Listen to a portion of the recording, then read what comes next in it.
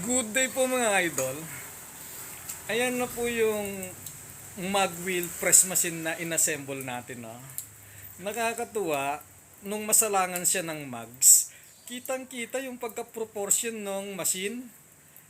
Alam nyo po ba na walang blueprint yan? Lahat ng sukat niyan ay nasa isip ko lang.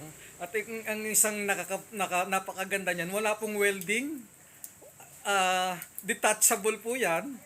Tanggalin lahat ang tornilyo niyan, hiwa-hiwalay po ang piyesa niyan. Ayan po. Ngayon, natapos na po after 5 minutes yung nakasalang, nakakatuwa. Ayan na po, check natin, ilapit ko lang po, close up. Ayan na po yung pisngin na may tama. Ayan na po, oh. Tignan nyo po yung alignment niya ngayon.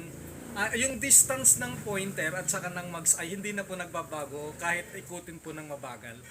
Ayan po, ayan na po, sentro-sentro na po ang mags. Matutuwa po si customer pag binigay namin po ulit ang mags niya. Wala na pong damage.